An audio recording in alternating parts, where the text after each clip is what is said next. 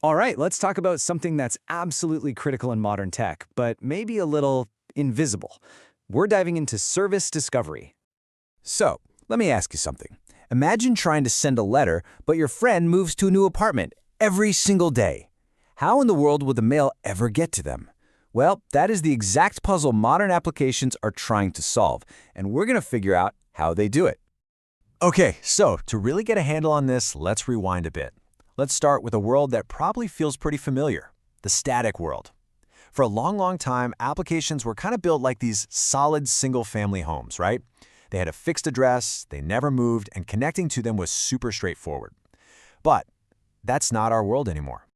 And this contrast just lays it out perfectly. I mean, think about the past. You had a big monolithic application, a central database, and this one fixed connection string. Simple, predictable. You always knew where to find it. But now, we live in the world of microservices. We have all these distributed instances, and their locations are, well, they're ephemeral. That's just a way of saying they can pop into existence and disappear in the blink of an eye. So, what happens when you make that shift? Well, you suddenly have this massive challenge of scale. I mean, managing a handful of static servers, that's one thing. But managing thousands of pieces that are constantly on the move, that is a whole different ballgame. And this is exactly why we need service discovery. And let's just try to put a number on that scale, because it's kind of mind-blowing. If you wanted to reliably run, say, just 500 microservices, and you want some redundancy, right? So you need at least 3 copies of each, you're looking at 1,500 servers or virtual machines. And don't forget, these services are constantly being updated, scaled up, scaled down. It's like organized chaos.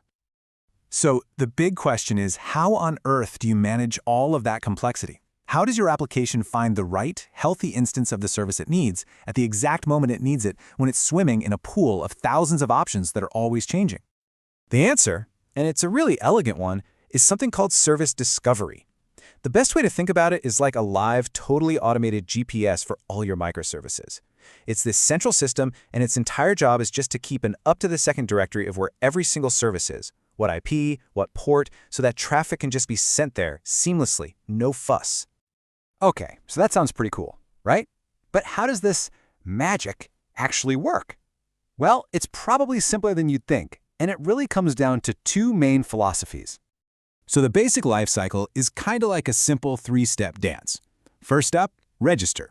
A new service instance pops up, and the first thing it does is announce itself to a central registry. It's basically shouting, "Hey, I'm here, this is my address." Then step 2, query.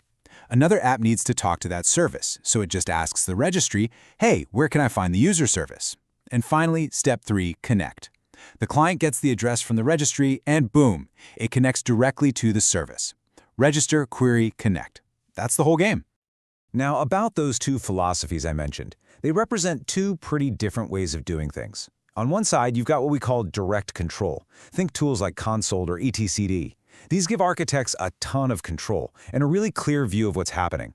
Then, on the other side, you've got automated scheduling.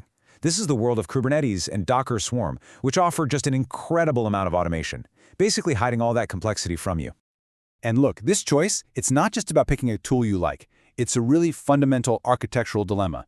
It's a strategic decision about how you want your system to operate and how much of that operation you want to handle yourself. This quote just nails it, I think. As an architect, we need to decide how much automation magic we want from our tools versus how much control we need to retain for ourselves. That's the core trade-off right there. So let's actually break that down a bit. If you go with direct control, the big pro is that granular control and high visibility. You know exactly what's going on under the hood. The con? Well, it's more manual work. You, the architect, have a lot more operational responsibility. Now, what about automated scheduling? The pros here are huge. You get a massive degree of automation that just abstracts away the complexity and optimizes your resources. The catch? You give up that direct control. The system has more of that magic we talked about, and getting it all set up in the first place can be pretty complex.